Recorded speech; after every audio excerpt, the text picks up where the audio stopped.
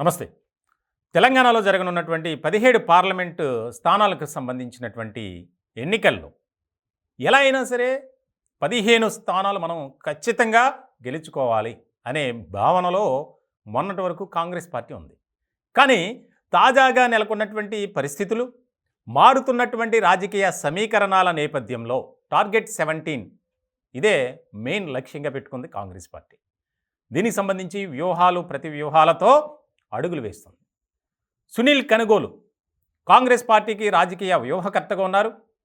ఆయన మొన్న తెలంగాణలో జరిగినటువంటి సార్వత్రిక ఎన్నికల్లో కాంగ్రెస్ పార్టీ విజయం సాధించడానికి చాలా కీలకమైనటువంటి పాత్ర పోషించారు సునీల్ కనుగోల్ అండ్ టీం. ఇలాంటి సందర్భంలో 17 పార్లమెంటు స్థానాలపై ఫోకస్ పెట్టింది. దీనికి సంబంధించి ఇప్పటికే సునీల్ కనుగోలు టీం 2 పర్యాయాలు ఒక సర్వే చేసింది. ఆ సర్వే చేసినటువంటి క్రమంలో మొదటిసారి 15 పార్లమెంటు స్థానాల్లో విజయ అవకాశాలు మెండుగా ఉన్నాయి. ఆ 2 స్థానాలు కూడా దక్షిణ తెలంగాణ. ఇలాంటి క్రమంలో ఆ 2 స్థానాలను కూడా మనం గెలుచుకోవాలి అనే దాని మీద కసరత్తు చేస్తూ తాజాగా ఒక సర్వే చేసింది. ఆ సర్వేలో వచ్చినటువంటి ఫలితం ఏంటంటే 17 పార్లమెంటు స్థానాల్లో కూడా కాంగ్రెస్ పార్టీకే ఎడ్జ్ ఉంది.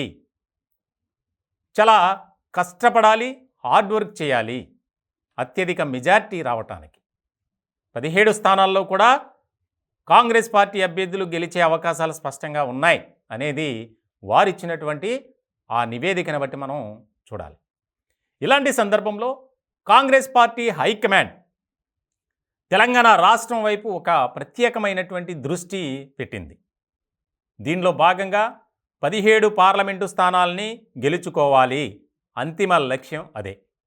ఎందుకంటే ఇప్పటికే తెలంగాణలో మొన్నటి వరకు కాంగ్రెస్ పార్టీ అడ్రస్ అనేదే లేదు, గల్లంతైంది ఒక రకంగా చెప్పాలంటే.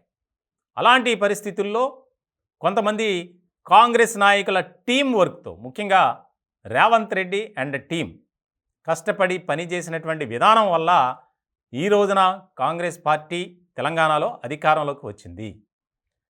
అదే జోష్ను మనం కొనసాగించాలి. 17 పార్లమెంటు స్థానాల్లో విజయాన్ని మనం సాధించాలి. ఇది మెయిన్ టాస్క్గా పెట్టుకున్నారు. ఇలాంటి సందర్భంలో కాంగ్రెస్ హైకమాండ్ 17 పార్లమెంటు నియోజకవర్గాలకు సంబంధించి 17 మందిని నియమించింది. ఇక అక్కడ ఆ నియోజకవర్గంలో ఆ అభ్యర్థి గెలుపునకు కృషి చేయాలి. అక్కడ ఉన్నటువంటి లోపాలను సరిచేసుకుంటూ పార్లమెంటు పరిధిలో ఉన్నటువంటి నియోజకవర్గ ప్రజలను, అలాగే కాంగ్రెస్ కార్యకర్తలను, అక్కడ ఉన్నటువంటి పరిస్థితులను ఎప్పటికప్పుడు బేరీజు వేసుకుంటూ అభ్యర్థి విజయానికి అంతిమంగా పని చేయాలి. ఇది మెయిన్ టార్గెట్గా పెట్టుకున్నారు. ఇలాంటి సందర్భంలో 17 పార్లమెంటు స్థానాలకు సంబంధించి 17 మందిని నియమించింది. వారు వివరాలు ఒకసారి మనం చూసే ప్రయత్నం చేద్దాం.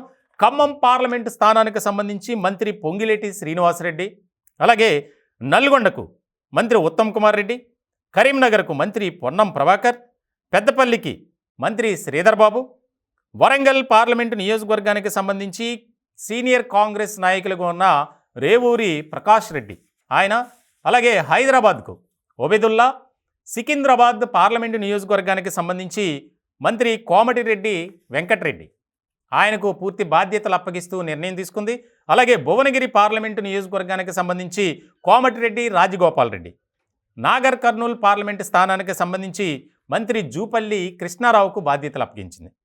అలాగే మహబూబ్ నగర్ పార్లమెంటు స్థానానికి సంబంధించి సంపత్ కుమార్, చేవెళ్ళ పార్లమెంటు స్థానానికి సంబంధించి వేం నరేందర్ రెడ్డి, మల్కాజిగిరి పార్లమెంటు స్థానానికి సంబంధించి మైనంపల్లి హనుమంతరావు, అలాగే మెదక్ పార్లమెంటు స్థానానికి సంబంధించి మంత్రి కొండా సురేఖ, అలాగే నిజామాబాద్ పార్లమెంటు స్థానానికి సంబంధించి సుదర్శన్ రెడ్డి, ఆదిలాబాద్ పార్లమెంటు స్థానానికి సంబంధించి మంత్రి సీతక్కకు బాధ్యతలు అప్పగించారు.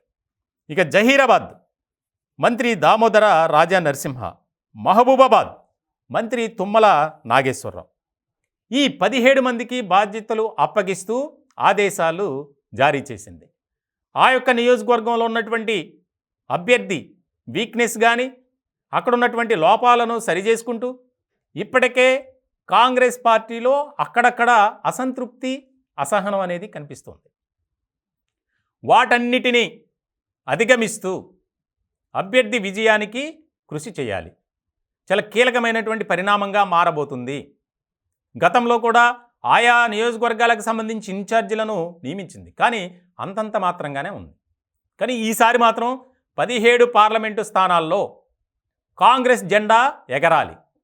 ఇదే మెయిన్ కాన్సెప్ట్గా పెట్టుకుంది కాంగ్రెస్ హైకమాండ్. దీనిలో భాగంగా త్వరలోనే ప్రచార కార్యక్రమాలు, అభ్యర్థి తరపున ఆయా కార్యక్రమాల్లోనూ ప్రచారంలో పాల్గొనే బాధ్యతను కూడా వీరికి అప్పగిస్తూ నిర్ణయం తీసుకుంది. ఎక్కడైతే లోపాలు ఉన్నాయి, ఎక్కడైతే అభ్యర్థి కరెక్ట్గా వెళ్ళటం లేదు అనే దాని మీద కూడా స్టడీ చేసి హైకమాండ్కి ఒక నివేదిక పంపించాలి. దీన్ని బట్టి కాంగ్రెస్ పార్టీ వ్యూహకర్త సునీల్ కనుగోల్ చాలా కీలకంగా పనిచేయబోతున్నారు అనేది కూడా వాస్తవం. ఇలాంటి సందర్భంలో కాంగ్రెస్ పార్టీ 17 మంది గెలిచి సోనియా గాంధీకి ఒక గిఫ్ట్ ఇవ్వాలి. తెలంగాణలో కాంగ్రెస్ పార్టీ అంతరించిపోయింది అనే దానికి చెక్ పెట్టాలి. ఇప్పటికే అసెంబ్లీ ఎన్నికల్లో మనం అధిగమించాం. వస్తున్నటువంటి సమస్యలను, ప్రతికూల పరిస్థితులను మనం అధిగమించాం కాబట్టి మనం ఇంకా దూసుకుపోవడమే తరువాయి. ఇలాంటి క్రమంలో 17 పార్లమెంటు స్థానాల్లో కాంగ్రెస్ పార్టీయే విజయం సాధించాలి. దీన్ని చాలా టార్గెట్గా తీసుకున్నారు, ఛాలెంజ్గా తీసుకున్నారు. ఎందుకనంటే తెలంగాణ రాష్ట్రంలో ప్రస్తుతం నెలకొన్నటువంటి పరిస్థితులు ఒక రకంగా కాంగ్రెస్ పార్టీకి కలిసి వచ్చే అంశంగానే మనం చూడాలి. ఇటువంటి సందర్భంలో ఈ 17 మంది ఇన్ఛార్జీలు ఎవరైతే ఉన్నారో, దాదాపు ఎక్కువ మంది మంత్రులే ఉన్నారు. కొంతమంది సీనియర్ నాయకులకు ఆ బాధ్యత అప్పగించారు. ఒక్కొక్క నియోజకవర్గంలో పర్యటించాలి, అభ్యర్థి తరపున ప్రచారం చేయాలి, అక్కడ ఉన్నటువంటి సమస్యలను గుర్తించాలి, దానికి సంబంధించి పరిష్కరించుకోవాలి. ఇలాంటి సందర్భంలో ఒక ఆసక్తికరమైనటువంటి చర్చ జరుగుతుంది తెలంగాణలో.